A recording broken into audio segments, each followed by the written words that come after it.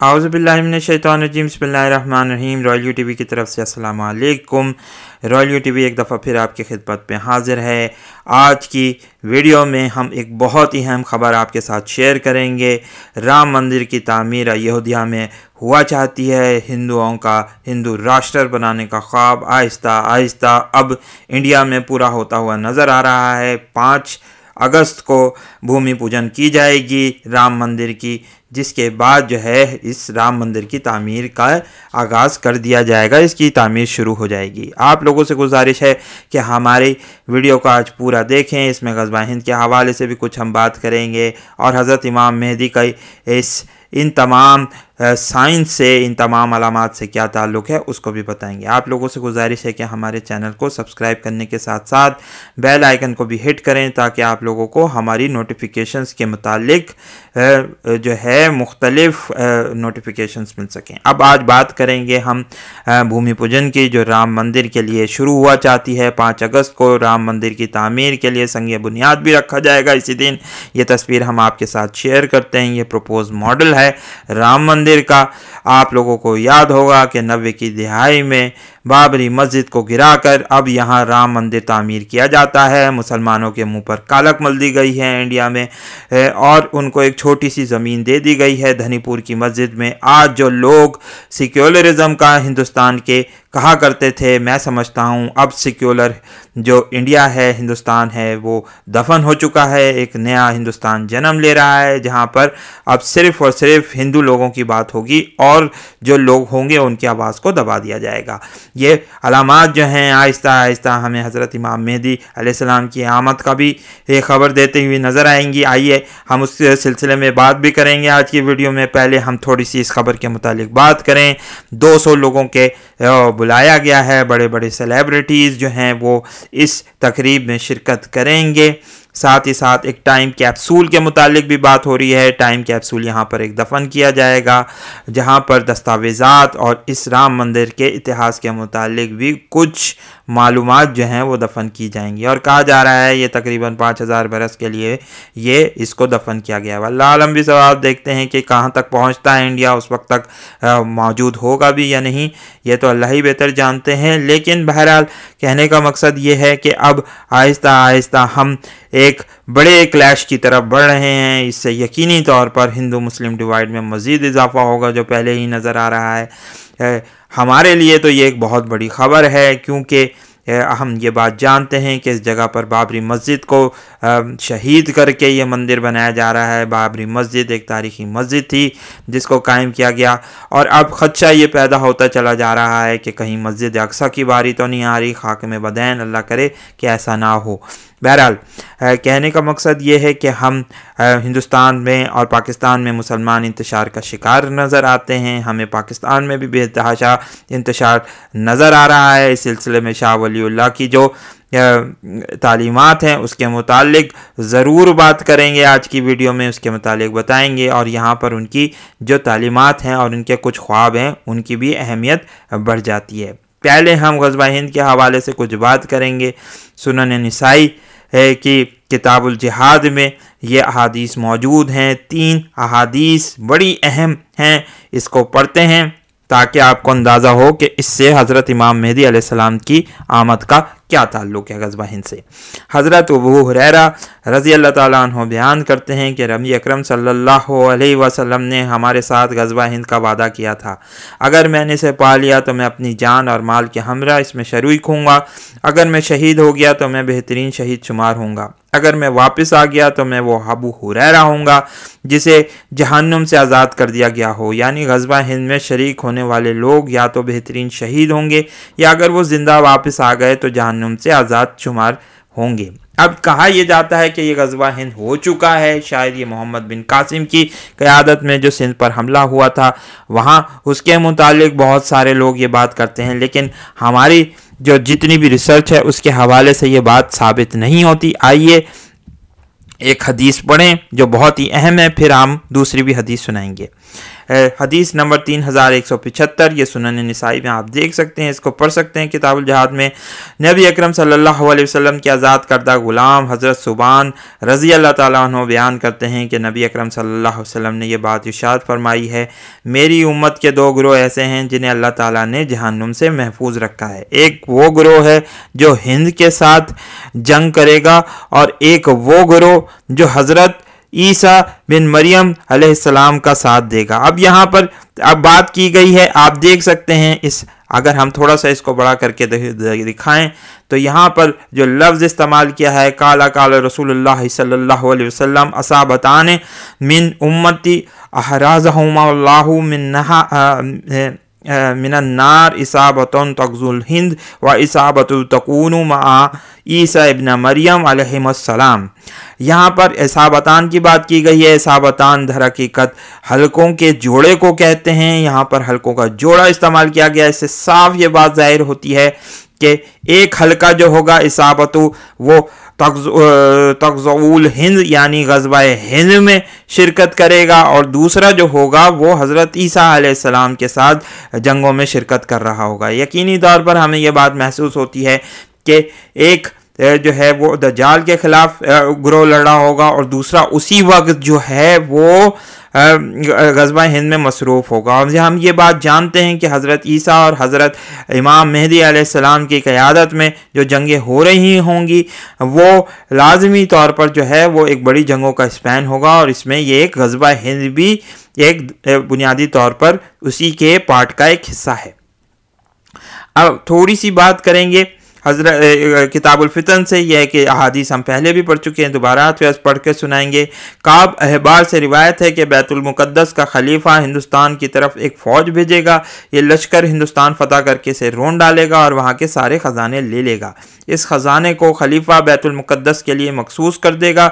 ये लश्कर इसके पास हिंदुस्तान के बादशाहों और राजाओं को पाबाए ज़ंजीर पेश करेगा। इस खलीफा के लिए मशरिक़ व मग़रिब के दरमियान के तमाम इलाके फ़तह हो जाएंगे। ये लश्कर हिंदुस्तान में खरूज दज्जाल तक मुकीम रहेगा। अब हम ये बात जानते हैं कि लाखों करोड़ों रुपए की दौलत इस मंदिर की तामीर पर खर्च की जा रही है। यहाँ पर लाजमी तौर पर बड़ी बड़ी दौलतें भी रखी जाएंगी। 300 करोड़ रुपया वैसे ही इस पर खर्च होगा, और 1000 करोड़ रुपए और इसके आसपास के इलाकों को जो है उसकी तज़ीन व आराइश पर खर्च किया जाएगा। तो एक बड़ी रकम खर्च की जा रही है, जिससे हमें यह महसूस होता है कि एक बड़ा ख़जाना भी यहाँ पर रखा जाएगा। वल्लाह आलम बिस्सवाब, अल्लाह ताला बेहतर तौर पर जानते हैं। अब ये बात आएगी कि मुहद्दिस अरदाद से रिवायत है कि इसी यमनी खलीफा के हाथों कुस्तुनतुनिया और रोमिया फतह होंगे। इसी के सामने दज्जाल का खुरूज होगा, और इसी के ज़माने में हज़रत ईसा अलैहिस्सलाम आसमान से उतरेंगे, और इसी के हाथ पर ग़ज़वा हिंद होगा। इसका ताल्लुक़ बनी हाशिम से होगा, वही ग़ज़वा हिंद जिसकी बाबत हज़रत अबू हुरैरा रज़ी अल्लाह ताला अन्हु ने फरमाया। अब यहाँ पर बात साफ ज़ाहिर हो जाती है कि ये किसके ज़माने में होगा। यकीनी तौर पर ये जो राम मंदिर की तामीर है, जो हालात हैं इंडिया में जिस तरीके से हो रहे हैं, यकीनी तौर पर इसका जो ताल्लुक़ है वह हज़रत इमाम मेहदी अलैहिस्सलाम की आमद से जुड़ा हुआ है। हम ये बात जानते हैं कि पाकिस्तान के शुमाल में भी हालात तेज़ी से बदल रहे हैं। अफ़गानिस्तान में तालिबान जो हैं क़ुव्वत पकड़ते चले जा रहे हैं, और शायद फिर जो हम खुरासान के लश्करों की यहाँ पर बात करते हैं उनका ताल्लुक़ भी गहरा हो जाता है हज़रत इमाम मेहदी अलैहिस्सलाम की आमद से। इंशाअल्लाह खुरासान के लश्करों के मुतालिक हम एक तफसीली वीडियो बनाने वाले हैं, जिसमें हम बात करेंगे ये लोग कौन कौन हो सकते हैं, कौन कौन से लश्करों में इसका शामिल होगा। लेकिन हमें ये लगता है कि इसमें खुरासान का लश्कर भी होगा, इसमें पश्तूनों का लश्कर भी होगा शामिल, और इसमें बहुत सारे अरब भी होंगे। जैसा कि हमें हज़रत शाह वलीउल्लाह जो हैं मुहद्दिस देलवी रहमतुल्लाह अलैह के ख्वाब में एक उनको बशारत भी हुई थी। जब वो हज के मौके पर गए हैं हुज्जतुल बालिगा में, उन्होंने ऐसा ही एक ख्वाब देखा है, उसमें बयान किया है उन्होंने। हुज्जतुल बालिगा जो उनकी किताब है उसमें बयान किया कि बहुत सारे उनको लोग नज़र आए जिसमें मुख्तलिफ़ कौमियतें थीं जो कि हिंदुस्तान में उनको लड़ाई करते हुए नज़र आए। वल्लाह आलम बिस्सवाब। इसके अलावा एक और ख्वाब भी उनके वो हुज्जतुल बालिगा में ज़िक्र करते हैं, जिसमें वो अजमेर शरीफ में मराठों का कब्ज़ा बताते हैं। जबकि हम ये बात जानते हैं कि हज़रत शाह वलीउल्लाह रहमतुल्लाह अलैह के ज़माने में अजमेर शरीफ पर मराठों का कब्ज़ा नहीं हुआ था। तो अब देखते हैं कि हालात किस तरफ जा रहे हैं। क्या अजमेर शरीफ पर भी जो है उस दरगाह को भी गिरा दिया जाएगा, देखते हैं। वल्लाह आलम बिस्सवाब, शहीद कर दिया जाएगा, वल्लाह आलम बिस्सवाब, अल्लाह ताला बेहतर जानते हैं। लेकिन हिंदुस्तान में हिंदुओं का बढ़ता हुआ तूफ़ान इस वक्त बहुत ज़्यादा गहरा होता हुआ नज़र आ रहा है। हम ये बात जानते हैं कि जब हज़रत शाह वलीउल्लाह हज के मौके पर गए थे तो रसूल अल्लाह सल्लल्लाहु अलैहि वसल्लम उनको ख्वाब में नज़र आए हैं और फिर उन्होंने उनको ये बात खबर दी थी, बशारत दी थी कि तुम जाओ हिंदुस्तान वापस और वहाँ पर जाकर रिफॉर्म्स लाओ। इसी ज़मीन में जो है उनकी किताबें, उनकी जो नसीहतें हैं वो बहुत ज़रूरी हो जाती हैं। हम पाकिस्तानी लोगों के लिए भी उनके लिए